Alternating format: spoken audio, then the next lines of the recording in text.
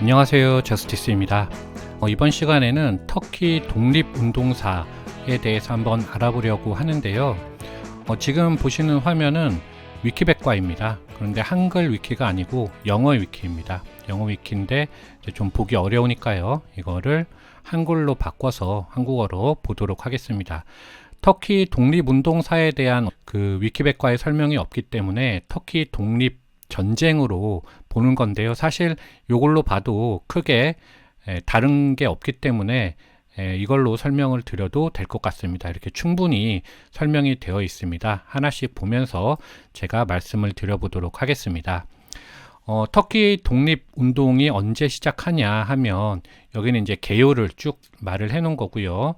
사실상 제1차 세계대전이 오스만 제국의 패전으로 종료되면서 시작된 거죠. 그래서 제1차 세계대전의 종결 1918년 10월, 정확히는 이 무드로스 휴전협정이 체결되는 1918년 10월 30일부터입니다. 오스만 제국과 연합국 사이에 무드로스 휴전협정이 체결되었다. 적대행위가 종식되었다. 이렇게 설명을 하고 있습니다.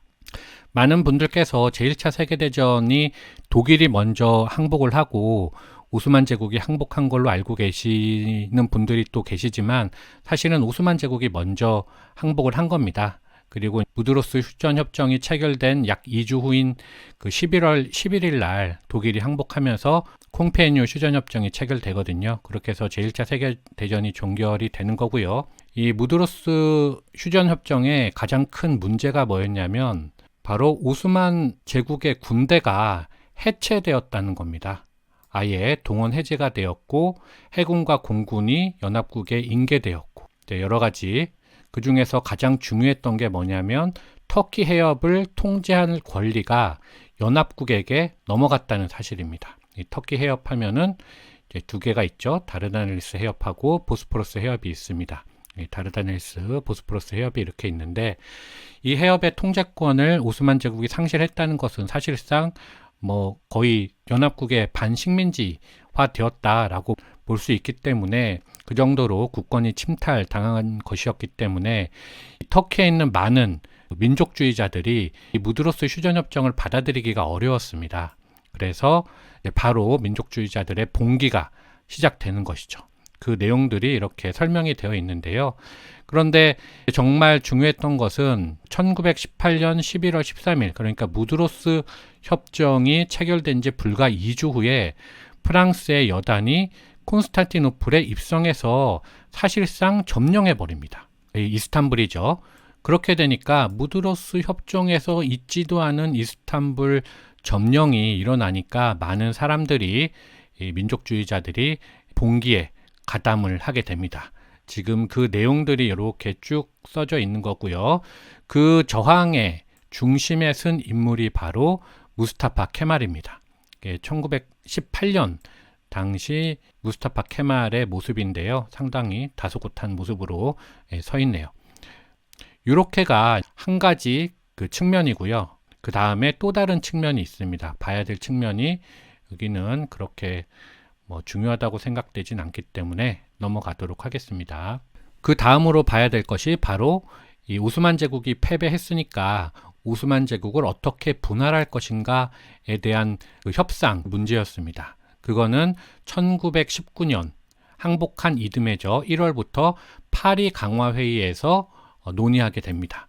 연합국들이 논의를 하게 되겠죠. 그래서 이탈리아 같은 경우에는 여기를 자기네들이 아나톨리아 반도 밑에 남부를 차지하겠다 이렇게 주장하고 영국과 프랑스는 이 사이크스 피코 협정에 따라서 프랑스는 이쪽 시리아 지역, 그리고 영국은 이라크나 팔레스타인, 요르단 이쪽 지역을 우리가 먹겠다 이렇게 주장을 합니다.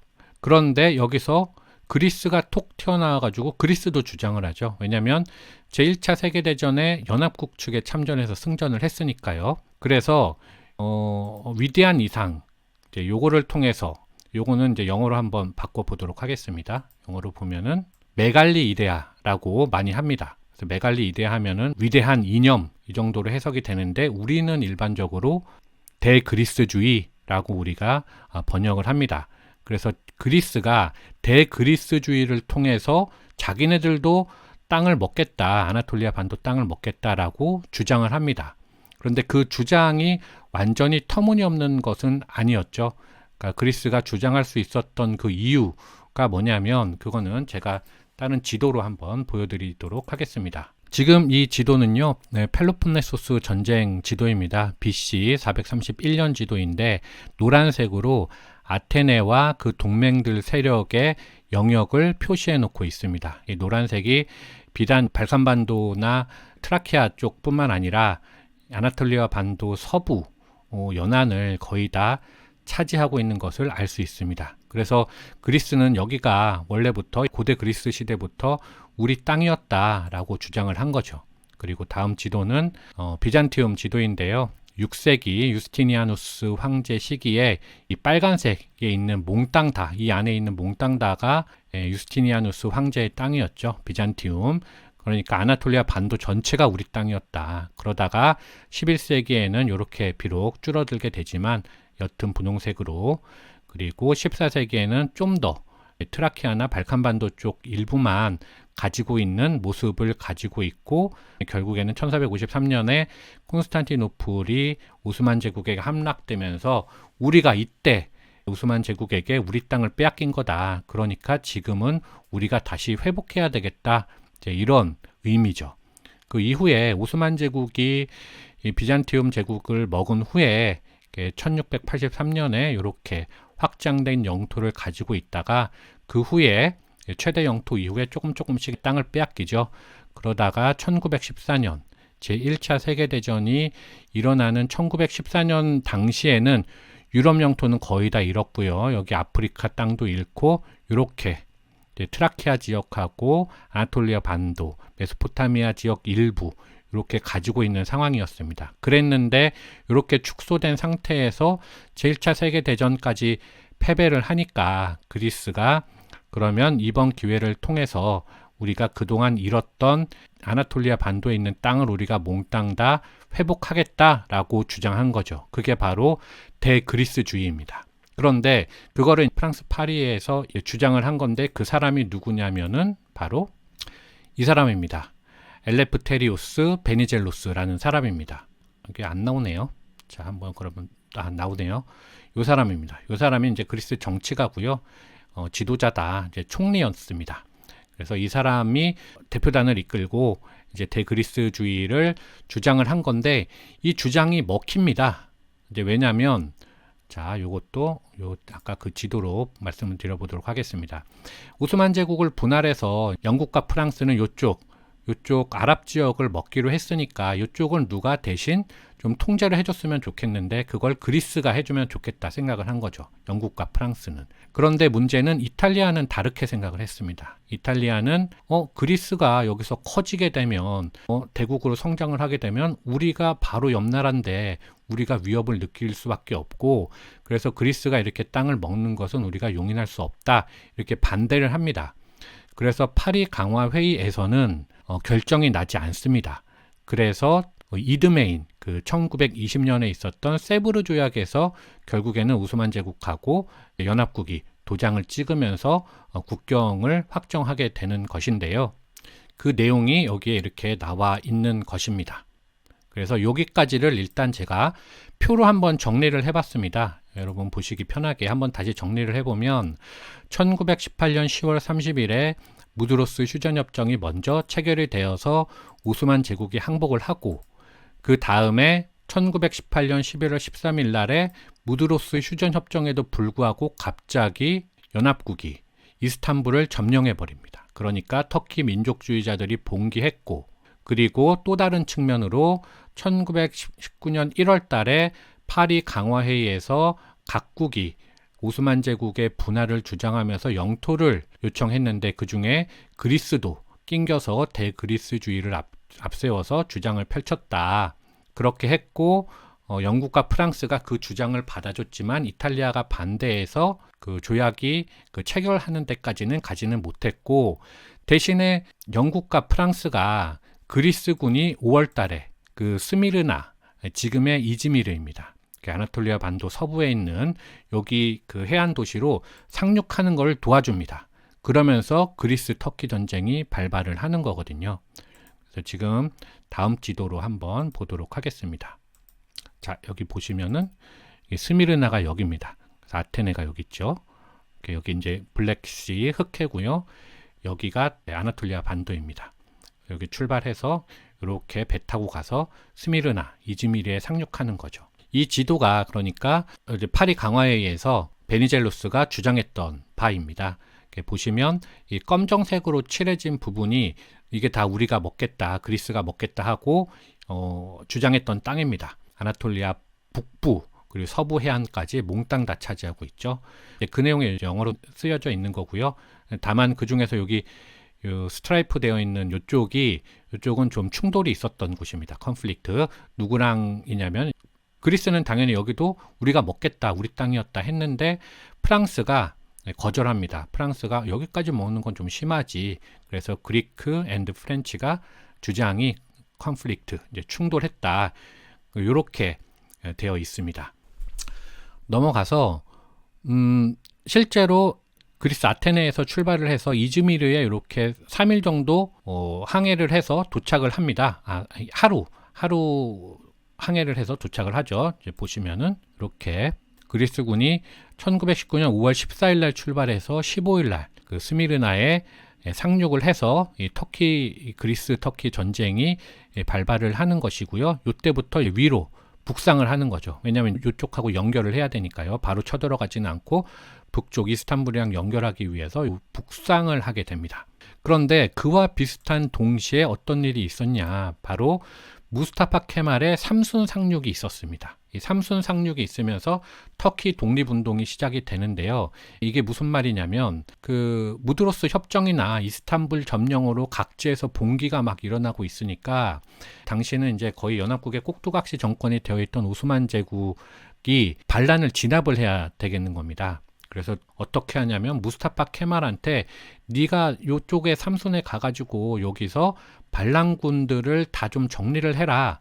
그러면서 무스타파 케말이 파견을 가게 되는 것이죠. 그래서 언제 도착하냐면 5월 19일 날 그러니까 도착을 하게 되는데요. 5월 16일 날 이스탄불을 떠나서 배를 타고 이렇게 휘웅 날아가 가지고 삼순에 휘웅은 이제 비행기겠네요. 비행기가 아니라 이렇게 배를 타고 이렇게 와서 삼순에 도착을 합니다. 그래서 여기서 반란군을 진압할 그런 임무를 띠고 왔는데 실상 한 것은 터키 민족주의자들을 규합하는 일을 여기서 무스타파 케말이 하는 거죠. 그래서 오스만 제국의 반기를 연합국의 반기를 뜰 준비를 하는 겁니다. 그래서 요 다음에 보면 에르주름 시바스 회의가 이렇게 있었다. 여기서 사람들을 모아내는 거죠. 보시면은 시바스는 여기고 에르주름은 여기입니다.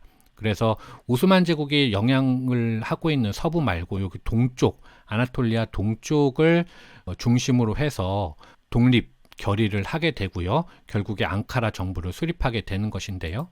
자, 이렇게 하고 이제 결국에는 이듬해 대국민의회, 우리가 앙카라 정부라고 하는 것을 수립하게 됩니다. 이제 그 내용을 이렇게 설명하고 있는 겁니다. 스미르나에 상륙한 그리스인들, 그래서 여기가 이제 그 상륙한 사진입니다. 이제 보시면 이즈미르 해안 거리를 행진하는 그리스다. 상륙했습니다. 그리스 군대입니다.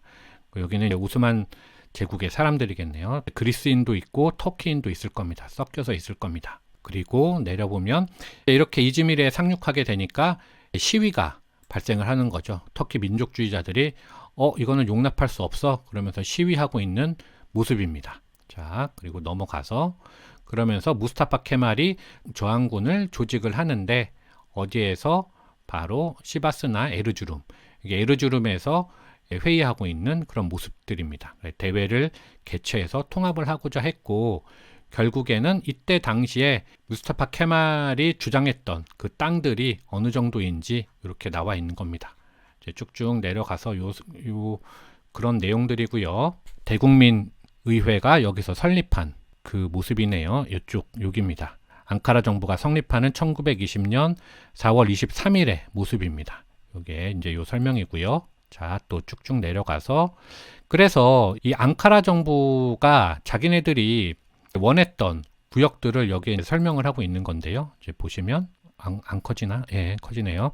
앙고라, 이제 앙카라입니다. 이 앙카라 거버먼트가 주장하는 우리 땅이 원래는 이렇게 되어 있는데 이렇게 했는데 케말리스트라고 하거든요. 이 앙카라 정부 사람들을, 케말을 따르는 사람들, 그 민족주의자들, 케말리스트의 인플루언스 영향하에 있었던 땅이 요 정도입니다. 그러니까 여기 아나톨리아 반도 서부 이미 다 그리스한테 넘겨진 상태고, 여기는 프렌치한테 넘겨진 상태고, 남부는, 그리고 동쪽은 아르메니아한테 넘어간 상태죠. 그래서 이 터키 독립전쟁의 그 전역, 이 전선이 세 개로 보시면 됩니다. 서부 전선에서는 그리스랑 싸웠고, 남부 전선에서는 프렌치랑 싸웠고, 동부 전선에서는 아르메니아랑 싸웠다, 이렇게 보시면 되는 거죠. 얘네들을 바깥으로 다 밀어내는 전쟁을 펼친 겁니다. 자, 이렇게 보시면 되고요. 그렇게 해서 쭉쭉 내려서 세브르 조약을 체결하게 되는 것이죠. 그런데 그 전에 무슨 일이 있었냐면, 꼭 봐야 될 게, 먼저 이 대국민 의회가 설립되기도 전에 전투가 벌써 펼쳐지게 됩니다. 어디서 펼쳐지냐? 남부 전선에서 먼저 전투가 펼쳐지게 됩니다. 그래서 마라슈 전투, 우르파 전투, 안테프 전투가 1919년 7월부터 1921년 4월까지 프랑스를 상대로 펼쳐지게 되는데요. 그 전투를 한번 보도록 하겠습니다. 요거 말고 요 지도로 보겠습니다. 터키 독립전쟁 지도를 여러 개를 볼 텐데요. 전부를 한꺼번에 표시하고 있는 지도가 없기 때문에 제가 여러 개의 지도로 보여드릴 수밖에 없다는 점도 좀 양해를 해주시면 좋을 것 같습니다. 남쪽에서 펼쳐진 전투는 여기입니다. 이쪽에서 전투가 펼쳐진 건데요. 자, 보시면은 마라슈, 우르파, 안테프. 이 마라슈, 우르파, 안테프가 어디냐? 따로 또 보시면 여기입니다. 우르파가 이쪽이고요. 아나톨리아 반도 남쪽, 그리고 가지 안테프라고 되어 있는데 여기가 안테프입니다. 그리고 마라슈도 이쪽 근처입니다. 남부 전선에서 먼저 전투가 펼쳐졌다 그랬는데, 여기서 프랑스가 이기지 못하죠. 대부분 터키가 이깁니다. 그렇지만 아직 전투가 완전히 남부 전선이 끝난 거는 아니고요. 21년 4월까지 계속됩니다. 그 사이에 앙카라 대국민의회가 성립됐고, 그 다음에 세브르 조약이 체결이 되게 됩니다. 앙카라 정부가 수립됐지만 오스만 제국하고 연합국하고 세브르 조약을 1920년 8월에 체결을 하게 되는 것이죠. 이제 이 설명입니다. 그래서 세브르 조약을 좀 보면 1920년 비준되지 않은 세브르 조약이다. 세브르 조약을 오스만 제국의 마지막 술탄이 메흐메트 6세인데 이 사람하고 연합국하고 체결을 합니다. 그 메흐메트 6세를 한번 볼까요? 얼굴을. 자, 이쪽에 있습니다. 위에. 이 사람입니다. 이 사람이 오스만 제국의 마지막 술탄입니다. 이 사람이 연합국하고 세브르 조약을 체결하면서 굴욕적인 영토를 상실하게 되는데요. 그거를 보도록 하겠습니다. 보면 이쪽 남부 전선은 시리아한테 다 넘기고, 알렉산드레타, 여기가 안티오크죠. 카타이 지방 이쪽을 다 넘기고, 동부는 아르메니아한테 에르주름이랑 트레비존 여기까지 다 넘깁니다. 서부 전선에서는 스미르나 이쪽을 어떻게 하기로 하냐면, 여기가 그 주민투표를 하겠다는 이야기입니다. 스미르나 지역이랑 이 쿠르디스탄 이쪽은 주민투표로, 만약에 쿠르디스탄이 이기면 쿠르스탄이 땅이 되는 거고요. 여기 스미르나에서도 만약에 그리스가 이기면 그러면 그리스 땅이 되겠다. 이렇게 세브르 조약을 체결하게 됩니다. 그러니까 이거를 받아들일 수가 없는 거죠. 터키 민족주의자들은 당연히. 이어서 보도록 하겠습니다. 그런데 이 세브르 조약을 체결하기 전에 한 3개월 전에 동부 전선에서 아르메니아 군이 동부를 침략을 시작합니다. 세브르 조약이 당연히 하루아침에 이루어진 조약이 아니죠. 그 이전에 이미 아르메니아하고 연합군하고 니네 땅 요만큼 줄게 라고 얘기를 했기 때문에 아르메니아가 그래 여긴 우리 땅이야 그러면서 넘어오게 됩니다. 이것도 지도로 보도록 하겠습니다. 지도로 보면 여기죠. 이렇게 넘어오니까 터키는 맞서서 싸울 수밖에 없죠. 그래서 세브르 조약이 체결된 다음에 동부 전선에서 샤르캄슈 전투, 카르스 전투 이런 전투를 통해서 터키가 이깁니다. 카르스가 여기네요. 여기까지 밀어냅니다. 그리고 바로 12월 달에 귄샤 평화협정을 체결해서 이제 너희들은 더 이상 아나톨리아 반도로 넘어오지 마라. 아르메니아는. 그렇게 해서 협정을 체결하면서 동부 전선은 마무리가 됩니다. 하지만 동부전선이 마무리됐지만 서부전선은 아직까지 전투 중이었죠. 서부전선은 그 이듬해 1월부터 9월 13일까지 전투가 계속 되었는데요. 제1, 2차 이노니 전투, 아파온 카라이사르, 에스키셰이르 전투, 이름이 어려우니까요. 에스키세이르 전투라고 하겠습니다. 그리고 아주 분수령이 됐던 그 사카리아 전투까지 이렇게 전투를 펼치게 되는데 이것도 한번 보도록 하겠습니다. 요 지도로 보면요. 여기가 1, 2차 이노니 전투입니다. 여기고요. 그 다음에 에스키셰이르 전투가 그 밑에 여기고요. 이 둠루프나르 전투는 요거는 이제 1922년 그 다음 해에 펼쳐지는 전투기 때문에 이건 나중에 보고요. 이 전투를 치르고 나서 베트로브 사카리아 전투, 강 이름입니다. 사카리아 전투가 여기서 펼쳐지게 되는 건데, 왜냐하면 이즈미르에 상륙한 그리스가 결국에는 원했던 거는 앙카라 정부를 무너뜨리는 거기 때문에 진군을 했겠죠. 진군을 했는데 앙카라 정부가 방어선을 구축한 것이 바로 사카리아 강이었기 때문입니다. 보시면 다음 지도 이걸로 보시면 여기가 사카리아 강입니다. 이렇게 고원부터 이렇게 출발해 가지고 블랙시로 이렇게 흑해로 흘러 들어가는 강인데요. 앙카라가 여기 있으니까 그리스군이 이렇게 진군을 했겠죠. 강을 놓고 수비를 하면 좋으니까 여기서 플라틀리에서 전선을 펼친 겁니다. 그래서 여기서 전투가 벌어진 거죠. 위키백과 읽어보면 전선이 100km 정도 됐다고 합니다. 엄청 긴 전선이 형성이 되어 있었던 거죠. 그런데 이 전투에서 전투 지형 자체가 터키가 유리했기 때문에 그리스가 패배하고 일단 퇴각하게 됩니다. 자, 이 지도로 다시 보면 패배하고 이렇게 퇴각을 하죠. 근데 딱 봐도 병참선이 너무 깁니다. 그래서 이기기가 어려워요. 그리스가 처음에 이즈미르에 상륙할 때는 영국이나 프랑스가 도와줘서 어떤 저항도 받지 않고 잘 상륙을 합니다. 그리고 영국과 프랑스가 또 계속 도와줬어야 되는데 자기네들도 1차 세계대전으로 피해 많이 봤는데 계속 지원하지 않고 그리스가 혼자 스스로 한 거죠. 그래서 이 베트로브 사카리아에서 결정적인 패배를 당하면서 이제 그리스가 이기기가 어렵겠구나 합니다. 하지만 여기서 바로 휴전협정이 일어나는 것은 아니고요. 이듬해까지 이어지게 되는 것이죠. 그 내용이 여기에 있는 겁니다. 그리고 오히려 그 사이에 남부전선이 먼저 정리가 되는데요. 남부전선 아까 위에서 보시면은 여기 1921년 4월 안테프 전투가 있은 후에 10월에 결국에는 남부전선에서 터키 프랑스 간의 앙카라 협정이 체결되면서 프랑스가 이기기 어렵다. 우리는 여기 남부전선에서 철수할게. 이렇게 해서 조약을 체결하는데요. 여기입니다. 이 트리트 오브 앙카라.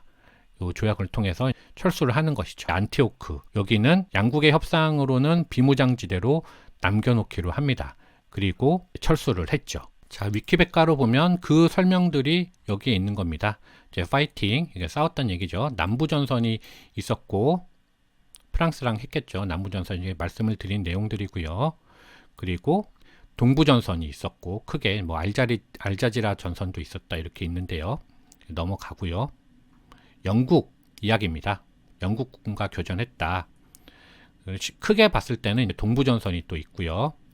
이것도 말씀드린 내용이고 쭉쭉 내려가지고 서부전선이 또 있었습니다. 사실상 이 서부전선이 가장 큰 전선이죠. 이 서부전선에서 또 이것도 말씀을 드린 내용들입니다. 이렇게 그리스군이 전진하고 있는 모습이고요.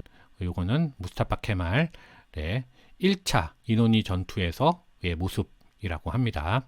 이렇게 보시면 되고, 그 다음에 마지막으로 대공세가 남는데요. 서부전선만 남았으니까 서부전선을 어떻게 공략할 거냐. 1922년 8월부터 대공세 작전이 시작이 되는데 터키의 작전입니다.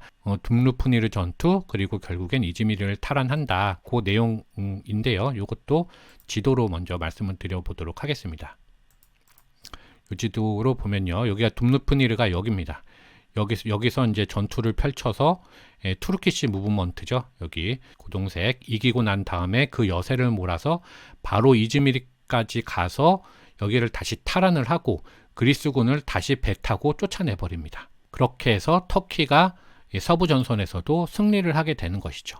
그리고 승리를 했으니까 그 다음 달에 무다니아 휴전협정을 체결을 해서 그리스, 터키 간에 서로 군사행동을 하지 말자라고 하면서 협정을 맺게 됩니다.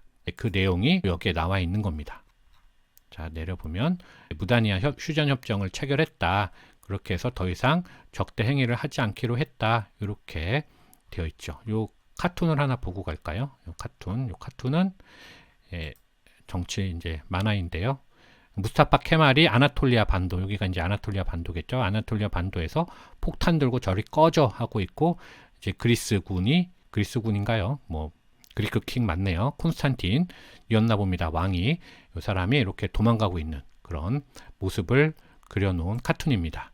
자, 넘어가서요. 그래서 결국에는 무다니아 휴전협정을 체결하고 난 다음에 로잔 조약을 체결하게 되는 것이죠.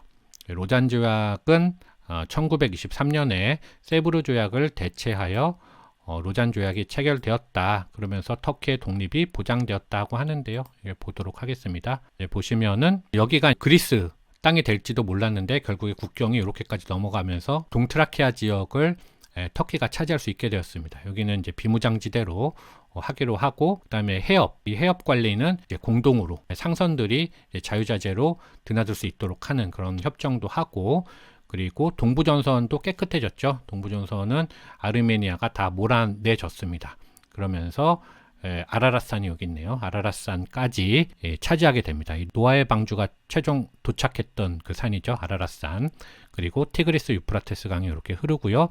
남부전선에서는 프랑코 터키시 어그리먼트에 의해서 양국 간의 협정에 따라서 이렇게 국경을 긋은 거지만 실제로 로잔 조약에도 채택이 돼서, 그런데 그 양국 간의 협정에서는 비무장지대로 하기로 했지만 여기는 결국에 프랑스령 시리아로 포함되게 됩니다. 그렇게 해서 아나톨리아 반도를 그 앙카라 정부가, 무스타파 케말이 다 차지하는 과정을 보여주는 로잔 조약의 지도죠. 그리고 나서 마지막으로 터키 공화국이 수립됩니다. 요거를 볼까요? 언제 수립되냐면 10월 29일 날 터키 공화국이 선포되는 것이죠. 1923년 10월 29일에 공화국이 정식 선포되었다. 그리고 그 다음에 있었던 일들에 대한 설명이 쭉 나와 있는 건데요. 요거를 보면은 미국 신문입니다. 텍사스주에 있는 신문이 터키에 있는 조지 워싱턴이다. 조지 워싱턴이 이제 미국 독립전쟁을 이끌고 영국으로부터 독립을 하니까요.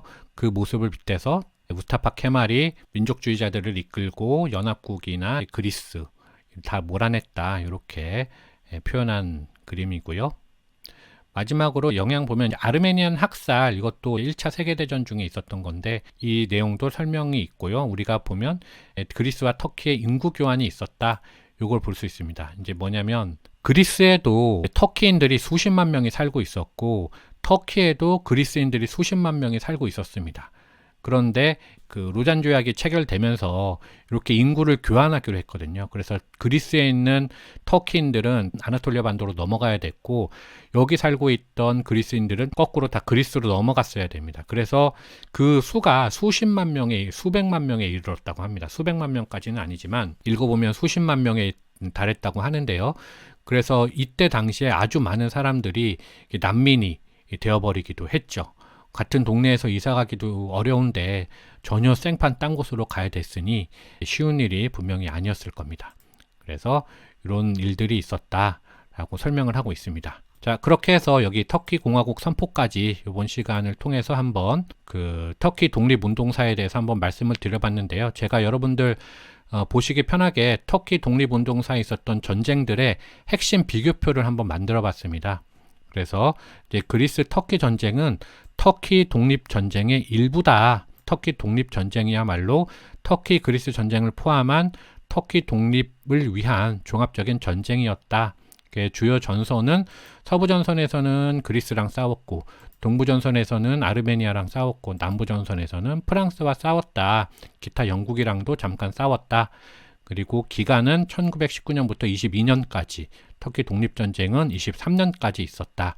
대결 구도는 대그리스주의 대 터키 민족주의자 간의 전투였고요. 그 다음에 터키 독립전쟁은 터키 민족주의자 대 연합국이라 함은 그리스, 영국, 프랑스, 이탈리아 이런 국가들 간의 대결이었다. 그래서 목표는 대그리스주의에 따른 영토 확장, 그리스의 목표죠. 그리고 터키의 목표는 그리스군의 철수. 독립전쟁은 당연히 터키 독립의 국제적 인정을 목표로 한 전쟁이었다. 전쟁 결과는 터키가 승리했다. 몽땅 두 개 다. 그래서 결국에 그리스는 철수했고 로잔 조약이 체결되었으며 결국에 터키 공화국이 수립되면서 끝났다. 이렇게 한번 정리를 해보면 나중에 잘 기억이 안 나시면 이 표만, 핵심 비교표만 보셔도 구분을 하실 수 있을 것입니다. 그래서 오늘 그 영상은 이 정도로 마치고요. 그 다음 시간에는 독립운동사를 좀 공부를 해보니까 상당히 재미있어서 다른 국가의 독립운동사도 한번 다뤄볼까 합니다. 다른 국가가 어떤 국가인지는 아직 말씀드리지 않고요. 다음에 말씀드리면서 다음 시간에 또 뵙도록 하겠습니다. 이상 마치겠습니다. 감사합니다.